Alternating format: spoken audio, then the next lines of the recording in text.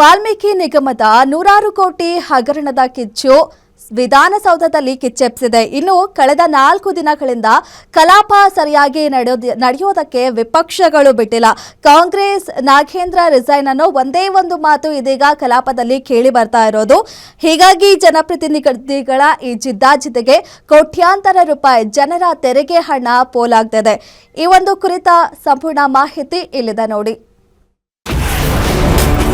ಸಚಿವ ನಾಗೇಂದ್ರ ರಿಸೈನ್ಗೆ 4ನೇ ದಿನವೂ ಮುಂದುವರೆದ ಪಟ್ಟು. ರಾಜೀನಾಮೆ ಬಡಿದಾಟ, ಉಭಯ ಸದನಗಳಲ್ಲೂ ಕೋಲಾಹಲ.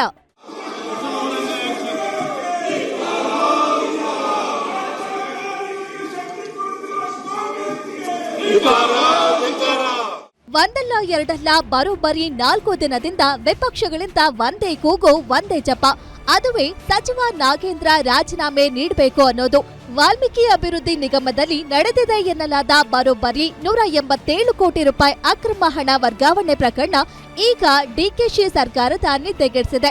ಸಚಿವ ನಾಗೇಂದ್ರ ತಮ್ಮ ಸ್ಥಾನಕ್ಕೆ ರಾಜೀನಾಮೆ ನೀಡುವವರೆಗೂ ಕಲಾಪ ನಡೆಯಲು ಬಿಡಲ್ಲವೆಂದು ಬಿಜೆಪಿ ಹಾಗೂ ಜೆಡಿಎಸ್ ಶಾಸಕರು ಹಠಕ್ಕೆ ಬಿದ್ದು ಹೋರಾಟ ನಡೆಸುತ್ತಿದ್ದಾರೆ.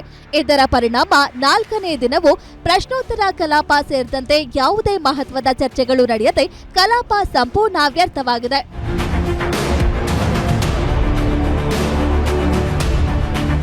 ವಿಪಕ್ಷಗಳು ಧರಣಿ ನಡೆಸುತ್ತಾ ಸಭೆಯಲ್ಲಿ ತೀವ್ರ ಗದ್ದಲ ಎಬ್ಬಿಸಿದಾಗ ಆಕ್ರೋಶಗೊಂಡ ಸಚಿವ ಶಿವಲಿಂಗೇಗೌಡ ಅವರು ಬಹಿರಂಗವಾಗಿಯೇ ಅಸಮಾಧಾನ ಹೊರಹಾಕಿದ್ದಾರೆ. ಸದನದಲ್ಲಿ ಈ ರೀತಿಯ ರಾಜಕೀಯ ದೊಂಬರಾಟ ಬಿಡಿ ಎಂದು ತೀವ್ರ ಆಕ್ಷೇಪಾರ್ಹ ಪದ ಬಳಸಿ ಗುಡುಗಿದ ಸಚಿವರ ರೋಷಾವೇಶಕ್ಕೆ ಇಡೀ ಸದನವೇ ಕ್ಷಣಕಾಲ ದಿಗ್ಭ್ರಮೆಗೊಂಡಿದೆ.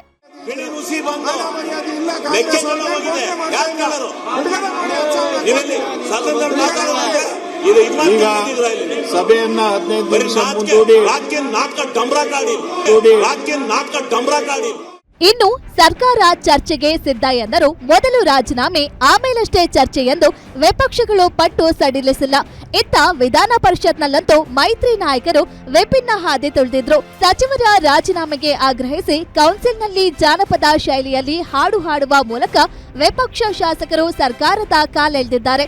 ಇದರ ಪರಿಣಾಮ ಸದನವನ್ನ ಪದೇ ಪದೇ ಮುಂದೂಡುವ ಸ್ಥಿತಿ ಕಂಡುಬಂದಿದೆ.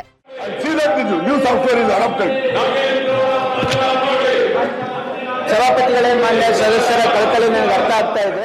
ರಾಜಕೀಯ ನಾಯಕರ ಈ ಆರೋಪ ಪ್ರತ್ಯಾರೋಪ ಜಿದ್ದಾಜಿದ್ದಿನ ನಡುವೆ ಬಲಿಯಾಗ್ತಿರುವುದು ಮಾತ್ರ ಕಲಾಪ. ಕೋಟ್ಯಾಂತರ ರೂಪಾಯಿ ಸಾರ್ವಜನಿಕರ ತೆರಿಗೆ ಹಣ ಖರ್ಚು ಮಾಡಿ ನಡೆಸಲಾಗುವ ಈ ಸದನದಲ್ಲಿ ಜನಸಾಮಾನ್ಯರ ಸಮಸ್ಯೆಗಳ ಬಗ್ಗೆ ಚರ್ಚೆಯಾಗದೆ ದಿನಪೂರ್ತಿ ಗದ್ದಲದಲ್ಲೇ ಮುಳುಗಿ ಹೋಗ್ತಿರುವುದು ನಿಜಕ್ಕೂ ದುರಂತ.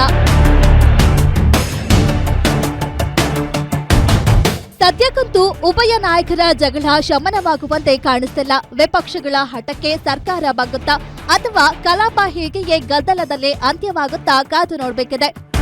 ವೀರೇಶ್ ದಾನಿ, political bureau, guarantee news, Bengaluru.